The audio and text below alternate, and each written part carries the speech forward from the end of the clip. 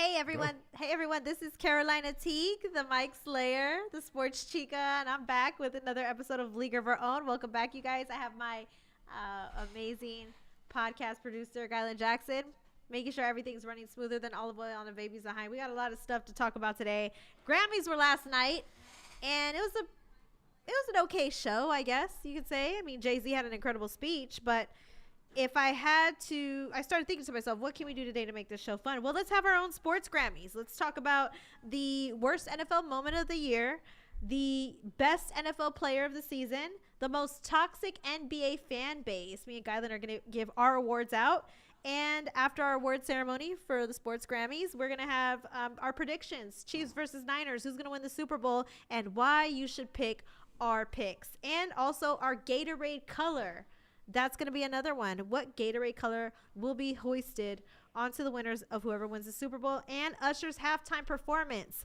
Are they going to go over or under 8.5 songs? We'll figure that out. And then, of course, we're going to talk about Yolanda Saldivar because she really pisses me off. And they just announced that she's going to do a documentary for Oxygen True Crime. And she's going to be speaking her truth about what happened, which pisses me off, by the way. I don't even want to get down there. But we're going to get down there eventually. And yeah, we're going to be talking about Roman Reigns versus The Rock too. So hope you guys been doing well. Gylan and I, we've been doing pretty good lately. How you been doing, Gylan? I'm alive. You're alive. Okay, good. I'm alive. Good. I mean, me too. I am alive too. And I think I've had a lot of fun lately just preparing for the Super Bowl. My parents are going to be in Vegas. I'm a little jealous. I wish I was going, but I'm not. What are your parents going to Vegas for? Their anniversary. So they're going to be celebrating their anniversary. And by the way, thank you everybody who's joining on Facebook, Twitter Live, and on YouTube. If you guys are on Twitter, you guys can't comment and we can see that. Go to my YouTube page, subscribe to League of Our Own, Carolina Teague, click the live button when you get to my page and you will see our live stream and you can comment there and then we'll put your comments live. So we're going to have lots of fun with that. But let's get started with Vince is going to be in Vegas. So that's going to be a lot of fun. Who else is going to be in Vegas? What's your new handle? So you're no longer CT underscore? I'm not Carolina Teague underscore? No, I'm not Carolina Teague underscore anymore. I'm CT the Mike Slayer. Oh, okay. That is my new name on Twitter. I'm known as CT the Mike Slayer. Changed it. I was getting over Carolina Teague. I don't know who she is anymore. So because of that, I changed it to CT the Mike Slayer. Gotcha. By the way, Mission Pro Wrestling is February 10th. Reality Wrestling is also February 10th. We had Thunder Rosa here last week. If you guys missed that episode, check it out. It was an incredible episode. Love talking to her. She always gives great insight. But let's go ahead and give out our Sports Grammy Awards for the best NFL player this season. I'm going to let Gylan go first. Gylan, who is your best NFL player this season? My best NFL. So as I'm picking this, what's my criteria? Just what your heart tells you to do. I mean, based off how their performance is this year and perhaps maybe something off the field that struck you well. But this is your award. You give it out to whoever you like. Anybody who's listening, you give your award to whoever you like. We want you guys to comment. CJ Stroud. Okay. Houston, Texas. Why CJ Stroud? Very impactful, great leader, young man. Led that team to the playoffs. Just amazing story. I just like CJ Stroud. And he has some of the best rookie numbers ever. Like him a lot. I would have to say CJ Stroud and, of course, Lamar Jackson. Those are my two. Okay, but you have to pick one. So it's going to CJ Stroud. Yeah, it's going to CJ Stroud. Okay. CJ Stroud. Because I think he for me, he went above and beyond. And he did go above and beyond. He had an incredible breakout rookie season. And the way you see how he flipped the Houston Texans from being, they were in the doghouse, essentially, in the basement for in the NFL. And here comes CJ Stroud, a rookie. People don't know what to expect. And they have a new coach, too. And they go to the playoffs. I mean, what a turnaround that was. So CJ Stroud had a fantastic year. And to have him as your best NFL player of the year, it's not something that is something I could debate with. I agree. He is somebody who, if you pick an NFL player, I would hope that you pick somebody like a CJ Stroud. Now, let me ask you this. next year, and then this is kind of what happened to Dak too. Dak Prescott had a breakout year when he took Tony Romo's place. That's because people didn't have footage on him in the NFL going up against NFL teams because he was a freshman to an essence. And then he transitions to a sophomore year and he experiences a sophomore slump. Do you expect a sophomore slump from somebody like CJ Stroud? Not at all. Because he's not Dak. Yeah. Okay. And Christopher Summers says his personal favorite for this season is Dak. I'm going to go with Lamar Jackson. And I think you could agree with me, Gylan, that this is a good pick. The way that he played this year was absolutely incredible. And his ability to run the ball, he's a threat to opposing teams. And he's had so much impact on the Baltimore Ravens offense that and he also led the Ravens to their first ever 1 seed in the playoffs. So for him to be a star quarterback and as a black quarterback in the NFL, people were criticizing him a lot, saying he wasn't quarterbacky enough, but I disagree. I think he was a leader of all leaders, and he is my best NFL player this season. And unfortunately, they're not playing in the Super Bowl, which I was hoping for, but I think he did great. Yeah, I was really hoping they make the Super Bowl, and they didn't. So I'm a little, bummed on that. Mm-hmm. Yeah, me too. This Chiefs versus Niners thing is not really something that's fun, but we're going to make it fun because we have fun predictions that we're going to talk about. Now, let's talk about our worst NFL moment. What was the moment this season that made you say this is the worst moment in the NFL season? I can tell you the Ravens losing. Oh, the Ravens losing. Why was that? I'm sorry. No. Why was the Ravens losing your moment? Because for the first time in a long time, I was emotionally invested into the NFL. Mm-hmm. And this one hurt. Because I thought this was Lamar Jackson's year to at least make it to the Super Bowl. Mm-hmm. I didn't necessarily expect him to win. But for him, that they just flamed out. I don't know what was up with the calling, but it was rough. And they were the 1 seed too. So you would hope that they would take it to the top, but that damn Patrick Mahomes and that damn Andy Reid. Patrick Mahomes. That damn Patrick Mahomes. So for me, the worst NFL moment was that controversial call. Detroit Lions versus the Dallas Cowboys. Ooh. I think that call was bogus, and it lit a fire in me that pisses me off. And you hate that I'm a conspiracy theorist, Gylan, but when I see calls like this, it kind of makes me revert back to the NFL is scripted.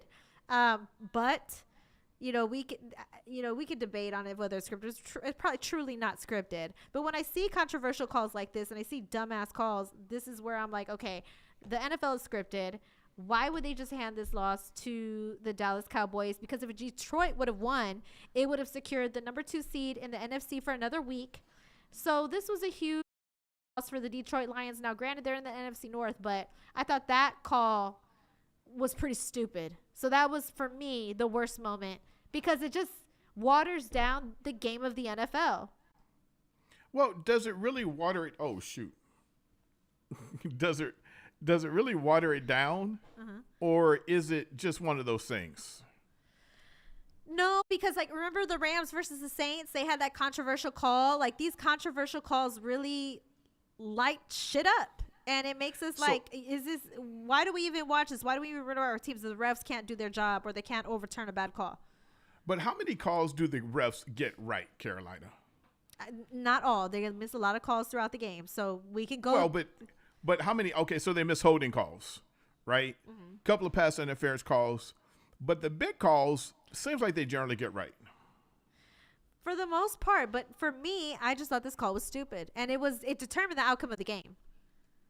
That was my worst personal moment. I was like, what the hell is this? Can't believe I just wasted my time watching this. Yeah, I don't necessarily disagree with you, but I don't know. I think it's part of the game. It is part of the game, but it's my worst moment because I just thought it was stupid. I thought it was dumb. It was a dumb call.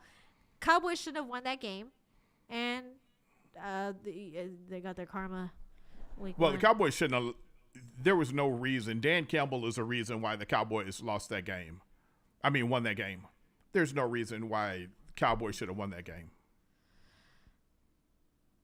Yeah, there wasn't. Cowboys should have lost. But it is what it is. We can't do nothing about it. Now, worst toxic fan base for the NBA. Who do you got, Gylan? Worst toxic fan base for the NBA. Most toxic NBA fan base. As of late, it feels like the San Antonio Spurs fans. You know what? I was thinking the same thing. Yeah. Like, as of late? Yeah. Oh, man. Like, we're insufferable. Oh, yeah. LJ Jennings on Facebook says Spurs Twitter. Some people say Lakers, but I'm right there with you. I'm giving our Sports Grammy to most toxic NBA fan base. Gylan and I have finally agreed. It is Spurs Twitter. They are about as toxic. I love it. They're eating each other alive. It's like vultures on a carcass. I have seen everyone just chewing each other alive, and just even if they say good things about the team, they get chewed alive. If they say bad things about the team, they get chewed alive as well. We've said some things that have gotten us chewed alive. It's weird because you would think, as classy as the Spurs organization may be, that the Spurs fan base would be just as classy, but sometimes they are just downright disgusting and despicable. And I that's why one of the main reasons I stopped tweeting about the Spurs on my personal Twitter page, because every time I say something, whether it's good, whether it's bad, I get chewed out alive. I get everything from head to toe from me gets questioned. I think it's because Spurs fans are bored. There's a bunch of misogynistic fans, too. Misogynistic fans, bored fans, whatever you want to call these fans, I'm going to chalk them up to being bored, because the Spurs fan base has nothing to do right now except for criticize loss after loss after loss. So at some point, you're going to get bored. At some point, you're going to Vassell, right? Mm-hmm. Sohan has like 3 great games in a row, then a bad game. He's horrible. Mm-hmm. And when they want just to dump the ball to Wemby the whole time. Yeah, Devin Vassell score 40 points this game. Did you see that Devin Vassell game recently where he took the game-winning shot and it was supposed to go to Wemby because Pop said so, and everybody was saying Devin Vassell shouldn't be on the team anymore and he's selfish? He scored 28 damn points that game. Pop did not say that it should have gone. It said the play was drawn up for Wemby. For Wemby, but they wanted the best shot. If I'm not mistaken, that's what he said. At the end of the day, whether the play was drawn up for Wemby or not, Devin Vassell took it. He had 28 points that game. He missed. They lost. Business as usual. And Devin Vassell shouldn't be playing alongside with Wemby, and he's selfish. They've said Jeremy Sohan is selfish and doesn't care about Wemby. They've said Devin Vassell is selfish, doesn't care about Wemby. They say Keldon Johnson's trash, should be traded. He shouldn't be on the team. Yes, we could debate should he have given the shot up or not, but can people just kumbaya for one moment as a Spurs fan base? Everybody, listen, and I'm going to say this, and it's going to lead in to the very last topic for tonight. Mm-hmm. But we're in a country, we're in a stage where everybody is looking to rage. Mm-hmm. People are looking for something to be mad about. You know you're going to get mad about it. You watch it. And you still bitch about it. Mm-hmm. Why? Right. I don't know. And here's the thing, too. Some people are saying it's Lakers fan base. Lakers fan base is pretty toxic. I will say that. Because Lakers. Especially Lakers in San Antonio. Oh, yeah. Yeah. I've seen them at the games. They're pretty bad. I've seen them shirtless, cursing people out. They're pretty bad. Mm-hmm. Celtics can also be in the bad fan base category as well. Racist, bad fan base. What, yes. The Celtics? Oh, there's one of the most racist states in America. Oh, I didn't know that. I need to look that up. Yeah. Yep. So Massachusetts, but Boston City in general. Yes. So Celtics got to be Philly, up there. New York. Philly's they're just ruthless up there. Knicks fans are Delulu. Hey, just real quick. You saw that and I never thought I'd really look at it, but Jason Kelce, the Kelce brothers, retiring. He's a great dude. He's a lot of fun. Why do you say that? Hey, he took his shirt off. I missed that moment. You missed the moment when he took his shirt off? It was 2-3 games ago. Watching his brother scored a touchdown, and he took his shirt off stuck his arms out. I was like, ah. Okay, good. Yeah, it was legit. That's some Lakers shit. That's some shit Lakers fans would do.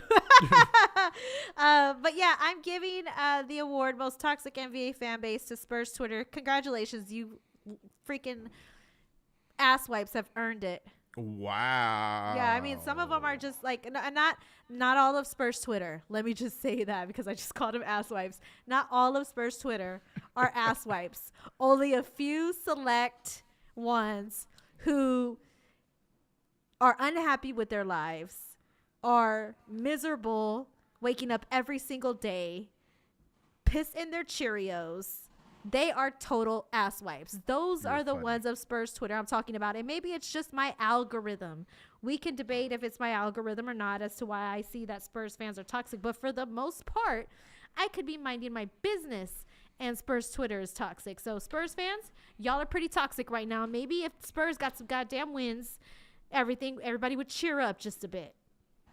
So Dante, listen, man, thanks for tapping into us for years. Most toxic now, yeah, all but Spurs fans going at each other is something else. Even the games, they go at each other. And I think that's the part that makes this fans really toxic is going at each other. It's like they're young eating each other. Right. And they've had, like, from what I've seen, even though I don't partake in it, I've seen there's middle-aged Spurs fans versus younger-aged Spurs fans. I don't even know what that's about. But apparently there's, like, a divide between middle-aged Spurs fans versus young Spurs fans, which I think is really stupid because so the middle-aged fans understand what's going on? I don't know what it's about. I can't even do a deep dive. But what I will say is this. That is the dumbest thing I've ever heard because age doesn't define maturity. So why are they even arguing like this? Very true. That beef makes absolutely no sense. Yeah. So yeah, they're eating each other live right now. If you guys would like to see a live carcass, go to Twitter during a Spurs game, type in Spurs and see what pops up. You'll see people just destroying each other and calling each other names. Rough. Dante Rose says the most toxic. Yeah, not all Spurs fans going at each other. Even at the games, they go at each other. That's ridiculous. I can't even imagine. So Spurs or the Sports Grammys are done with. Let us know your thoughts. Who's your best NFL player of the season? Who's your worst NFL moment? And who is your most toxic NBA fan base? We love to hear from you guys and show your comments. So Sports Grammys, it's a wrap. So another thing, too, that we want to get into is because it's a Super Bowl week, we got to get into our predictions. Who is going to win the Super Bowl? This is the main question on everybody's mind right now. Right now, Super Bowl Radio Row is going down. They're having parties. Patrick Mahomes doing press conferences. It's in Las Vegas, which is an incredible place to host a Super Bowl. Have you talked to your boy Q? I did talk to Q, actually. And I got He's mad at you? No, he's not mad at me. He sent me pictures earlier of him on Radio Row. I should have put them so we could put them on the podcast. But they're, doing the same thing they did last year, which is hustling. Last year when I went to Radio Row, I didn't eat at all. Q was like, we don't eat till we're done. Well, we had 12-hour shifts, and I was living off of caffeine and protein bars. Whatever they gave you there, right? Yeah, whatever they somebody gave me. was pushing. Yeah, whatever somebody gave me to eat, I ate. Q finally fed us. The final day. He took us out to eat, which was really nice. And mind you, the San Antonio Sports Star, they were also at Super Bowl Radio Row. And they're there then this year. I went to their table. I passed by, right? Because at the time I was supposed to be on air as a Spurs analyst, but they wouldn't invite me on air. But I would go pass by the table, and they had a ton of snacks. Snacks. All they did was eat the whole damn time. And well, they were actually talking about that on air today, about like somebody was eating somebody else's Fritos and shit. Yeah, they had funny. Fritos, Cheetos, right? And then I this is why I love Q though, by the way. I go to our table. It's dry as hell. We barely have water. And I think someone made a comment, yo, why do all these other radio stations have food? Why don't we? And Q's like, that looks sloppy. We're not going to look sloppy. We got a business to run. We got a show to run. This is a production. So it makes sense. Remember how you didn't like food on your table? That's what I'm saying. He said food on the table when you're hosting a show looks sloppy. So I never ate. Anyways. Well, it's funny because if you got time to eat, listen. You got time to hustle, and that was Q's whole thing. Exactly. Instead of eating, get your ass over there and go get a Dana White interview. Get your ass over there and go to Shannon. You want to eat something? Go get somebody. Yeah. Go try to get an interview. You got time to eat, got time to go get an interview. That's the food that you're getting.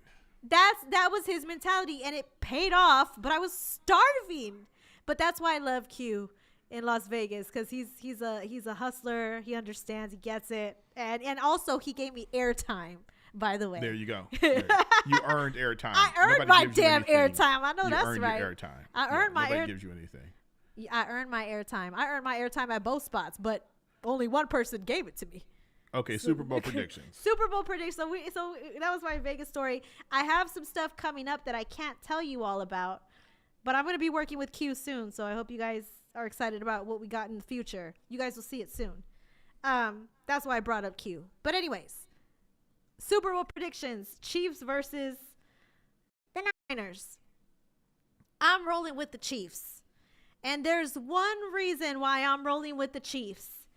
There is a historical prediction that defense wins championships. Isn't that the term that we all talked about? This is the best defense. Even though the Niners are favored, this is the best defense that Patrick Mahomes has. And I am a firm believer, because I've seen it time and time again, that experience matters, especially when you're in the playoffs and you're making it to the final round. People and teams who are less experienced, such as the Texans, for example, it's harder for them to get to a Super Bowl because they don't have the experience as a team to do a deep playoff run, because there's levels to this, okay? Patrick Mahomes has already been here. Andy Reid has already been here. This is the best defense Patrick Mahomes has had. And the Chiefs is the only team in history to have held all their opponents to 28 points or fewer. I predict that they are going to do the exact same thing at the Super Bowl. Their defense is going to be able to hold the 49ers down, and Patrick Mahomes is going to ball out, and the Chiefs are going to win. So my prediction is book it for the Chiefs. What about you, Gylan? So I feel that the Chiefs are going to win, right? However, for one reason and one reason only, our boy Terrell Huff, I kind of want to see the 49ers win. And that would be the only reason, right? Not because of Brock Purdy, not because of being picked Mr. Irrelevant, but my boy Terrell Huff is the only reason I want them to win. Now, I do believe that the Chiefs are going to be better prepared. They have a very good defense. They have an all-time great quarterback. And not only that, if you look at what they did to the Ravens, I think they're going to do a very similar thing to the Niners. The Ravens got out-coached. And if they try for a second, if the 49ers try for a second to do something different or get away or be slick, I think that the Chiefs are going to take them, because I just think that they're very well prepared. Yes. And the thing is, too, I know you're going for the Niners because of Terrell, and shout out to Terrell. He's a friend to the show. That's the only reason. I'm not really rooting for them, but you want to see Terrell happy, right? Yeah, of course. Janaea Nicole is in the show. Sports by the Numbers. She's actually she's a Niners fan too, right? No, she's a Chiefs fan. She's a huge Chiefs fan. Okay. She is watching the show right now. So she deserves for the Chiefs to win, because not only is she a Chiefs fan, she's also listening to League of Her Own live. So I'm going for the Chiefs for Janaea, Nicole, my cousin Elizabeth, and that's it. And I have a really good friend who is a Chiefs fan. Really, really good friend. Wonderful woman. So I'm really, the Chiefs have my heart, but like the sentimental piece, just because of Terrell, is the 49ers. You know, that's one of the things. Like I'm happy for the fans of the game that we're friends with. Like if the Niners win, I'm gonna be happy for Terrell. I have no dog in this fight. If the Chiefs win, I'm happy for my cousin. I'm happy for Janaea. But that's it. But let us know your predictions, who you guys think is going to win. Dante Rose wants the Niners to win because of Terrell, too. Terrell has people backing him up. LJ Jennings says if he's the 49ers DC, he's making the Chiefs wide receiver beat him, not Travis Kelce. So he's already a coach in the team with his game plan. And let us know your predictions, Chiefs versus Niners. But I also want you guys to dig deeper because this is League of Our Own. And I want you guys to also be in a league of your own. If you give your prediction on this show, deep dive. Tell us why. Not only why who's going to win, Chiefs versus Niners, but tell us why. Because we'd like to know your deep diving thoughts because that would make us happy. Also we might put your best takes right here live on the screen. Now we got another prop bet that's going to be fun. We got another Super Bowl prediction.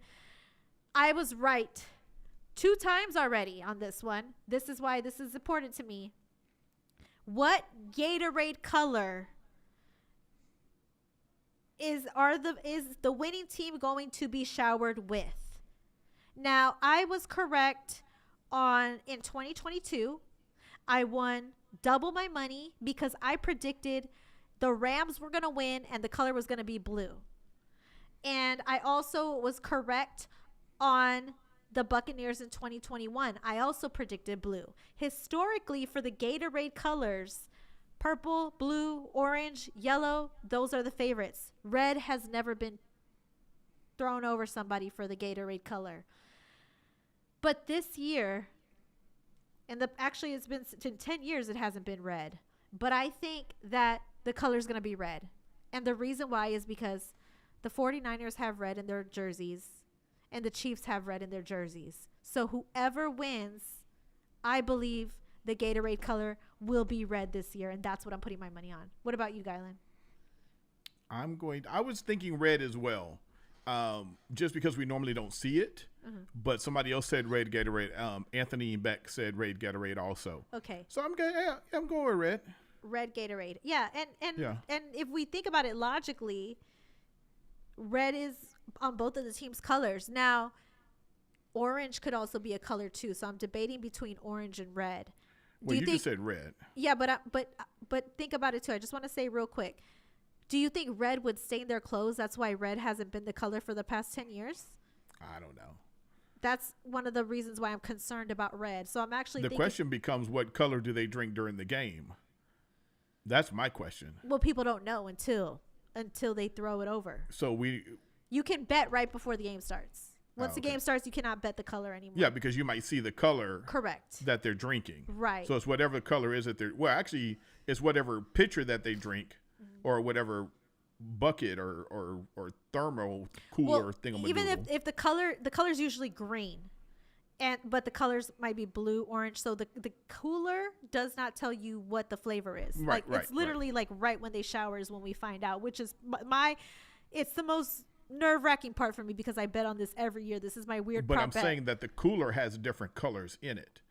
Correct. Like the team might have 6 different coolers. So it's really the cooler that they decide to grab. You're right. You're right. I didn't even think about that. Yeah, so they're probably grabbing a particular cooler. Okay, so Chris Gonzalez says Frost Glacier. That's also a good prediction, too. Isn't that like the light blue? Yes, that's a good one, too. Yeah. And I think I wonder if that one's an option. I think blue would be it, or clear or white. Mm-hmm. But I'm going to get a shirt and I'm going to throw red Gatorade on it. And I'm going to see if it stains it up and if they care. I don't think it stains. Okay. All right. Well, red is my pick. You guys tell me what color you guys think. Janaea says red as well. Now, last but not least, and the most important one is Usher. Usher's going to be performing at Super Bowl halftime. And the over and under for Usher songs is 8.5 songs. Is Usher going to perform over 8.5 songs or under 8.5 songs? Gylan, what do you think? I'm going over. Why is that?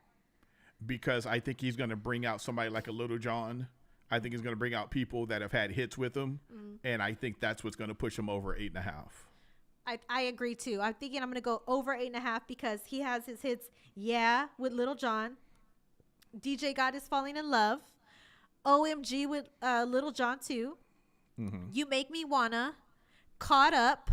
He has Confessions, which he's got to do Confessions. Yeah, but he can only do Confessions for a very short moment. But it'll still count towards the song. Sure. Yeah, it'll still count towards the song.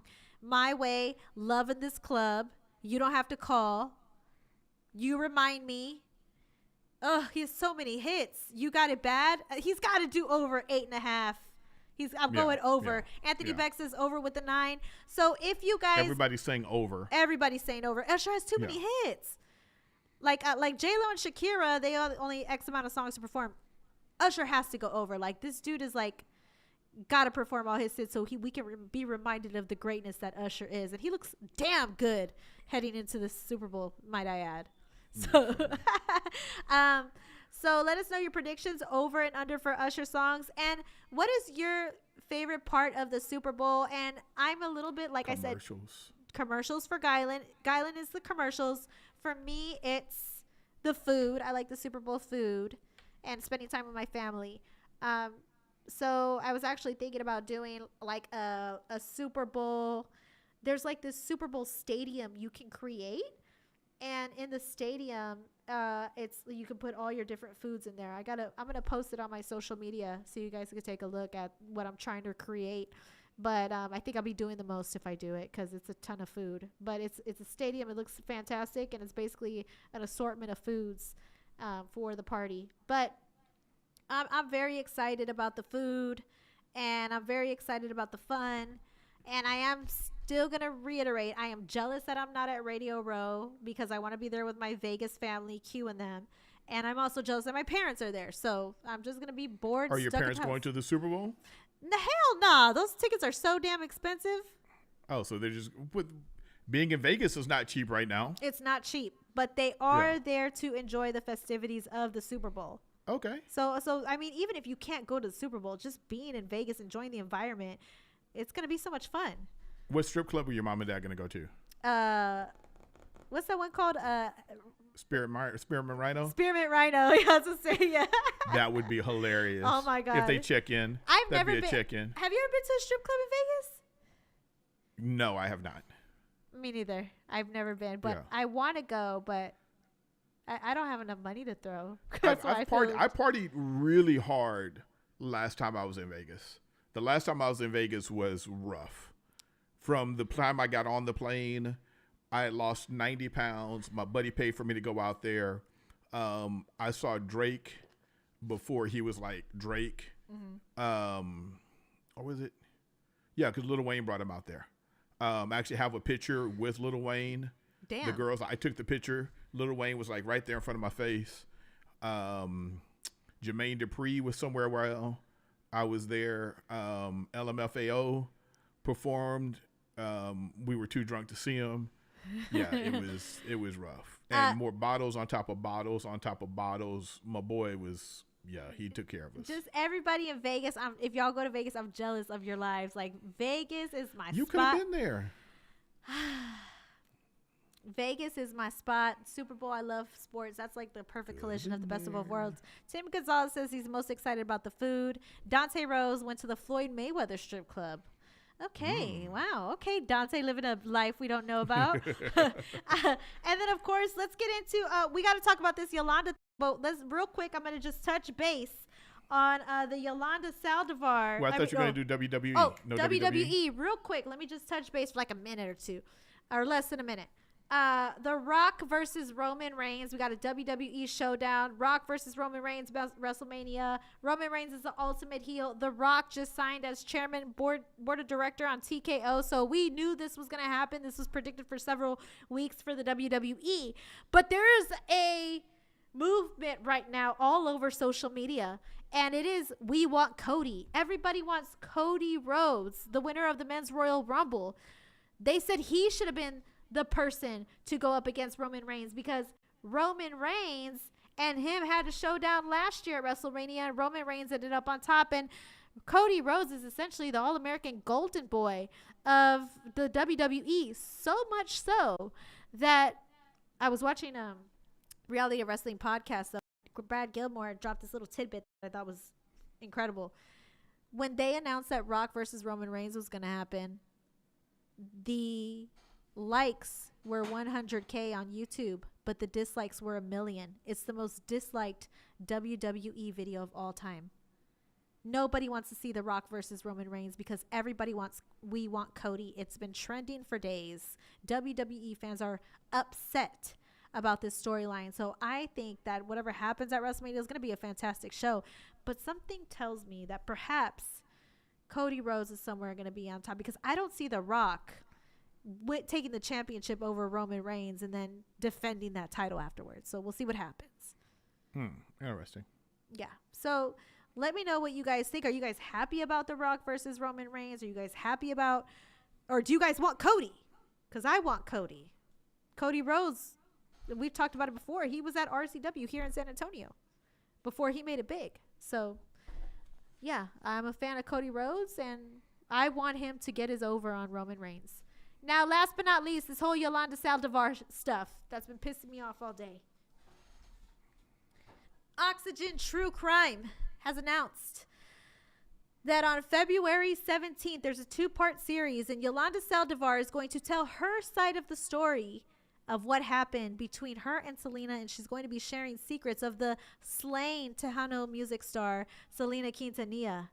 And I, for one, am incredibly triggered by this, because that was our Tejano queen, especially as a Latina Mexican American in Texas. That was like our Beyonce, if you will. And it's like somebody murdering her. I mean, it's unheard of. It's like, how do you react to that? When Selena died, it killed the hopes and dreams of so many people across the world, and especially Latina women, especially people who looked up to Selena. Even if you weren't Hispanic, you enjoyed her music. Watching Selena get killed as she was at the cusp of her Mexican-American musical crossover, it was a tragic story. So for Yolanda to come out, because she's up for parole in 2025, which, by the way, I hope she doesn't get it, it's pissing me off, because what secrets do you have to tell about Selena? Seriously, what do you have to say that's going to bring her back? What, that it was an accident? You've already said that, and it clearly wasn't an accident, because when you shoot someone in the back and you call them a B word and you don't call the cops and you let them rot to die, that doesn't scream accident to me. It doesn't scream accident to me that you purchased a gun, took the gun back because you thought you and Selena were friends again, and then repurchased the gun after she asked you to pull up the records that you weren't embezzling money from Selena as a fan club president. So for me, I don't understand what Yolanda has to say now. Is she trying to have a Gypsy Rose moment? Is she trying to lie her way out of parole in 2025 so she could be a free woman because she's been on lockdown and she's had good behavior? I hate Yolanda Saldivar. I can't stand her. And I would be surprised if she got out on parole in 2025. But I just don't understand why she has to keep reopening this wound for Selena fans. We're already heartbroken enough as it is. Why does Yolanda keep doing this to everyone? My question to you is, why the fuck are you going to watch? And I know you're going to ask me that, because I saw your comment to me on Twitter earlier that anybody who watches it is a scumbag. I truly believe that. I truly believe that if you are watching, it's disgusting. It's disgusting that a TV station is going to broadcast this. It's disgusting that fans are going to watch it. Like, I truly believe there's something wrong with some of y'all. So let me just You just said it's triggering. So why go trigger yourself? Let me just say this. True crime is a genre, and it's very popular. It's very disgusting. And you always tell me that, because you and I talk about this. I wanted to start a true crime podcast. You told me no. No, I didn't say no. I know. I'm messing with you. But you did say, we did have a long talk about it. And you said, why are you going to start a true crime podcast? Because it's just going to bring you down mentally, which you're right. There are some repercussions talking about crime all the time. But my thing is this. Especially stuff that they call true crime, and they're going to let Yolanda Saldivar get on there and lie. That's not true. So the thing is, though, they interview murderers all the time on these shows. All the time. So what? So we can't. I love Selena, but this, if somebody wants to cover this and it's out and about, people are gonna watch it because people are going to want to see train wrecks, especially people who like true crime. They want to see what Yolanda has to say and yell at their TV. That's what I want to do. I want to watch it. I want to curse Yolanda out, let it out, call her all the names in the book behind closed doors, and just call it a day. Okay. And Anthony Beck says he'll play devil's advocate. Maybe her doing this will give the judge reasons not to grant her parole. I agree. I hope she comes out and says it was an accident, because in order to get parole, I believe you have to show some type of crime. Some type of remorse. Yeah, she has no remorse for the crime. Like, she literally lies about it all. So yeah, I hope that that's the best outcome, Anthony. So let me know what you guys think about this whole Selena thing. Do you guys think that Yolanda Saldivar deserves to get out on parole? And are you going to be watching the true crime series on the 17th of February on Oxygen True Crime? Let me know what you guys are doing. I'm going to watch it. I'm going to comment. I'm going to yell at the TV. I might say something publicly about it because she was my Tejana queen, and God rest her soul. Rest in peace, Selena Quintanilla. Yolanda Saldivar, you are a scumbag. I was harsh in what I put, but I'm just... I get where you're coming from, though. If we know something upsets us, it's like me going on Twitter, reading Elon Musk. I can just block him. So I have to admit, I enjoy being triggered by Elon Musk, and there's something wrong with me. Come on, Carolina, say it along with me. I enjoy being triggered by Yolanda Saldivar. And there's something wrong with me. And there's something wrong with me. That doesn't feel good. It's the truth. It is the truth. And maybe I need to dig deeper and figure out why. But I do think the deep part is when Selena died, it really cut me deep. It cut a lot of people deep. I'll never forget my ex-girlfriend that went to South Park Mall for a rosary. Not a rosary, candlelight vigil. Mm-hmm. It was wild. I wasn't in Texas at the time. I was in Chicago, but I can only imagine how bad it was in Texas. Oh, good Lord. Did they have visuals all over San Antonio, or was it just one spot? Or no, it was probably all over. Really? Yeah. Was the news coverage insane? What do you think?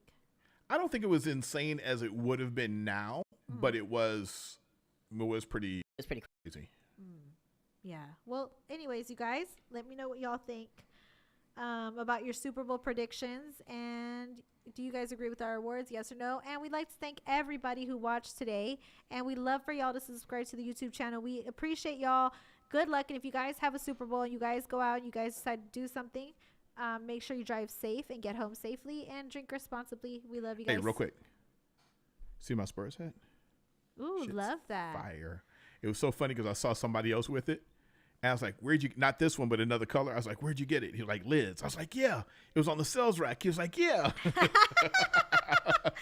And real quick, though, it's a beautiful hat. But I bet you if you posted your hat on Spurs Twitter would have something crazy to say about it.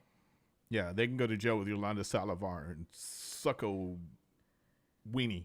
Well, Yolanda's not sucking weenies in her jail. Well, she's sucking strawberries. All right.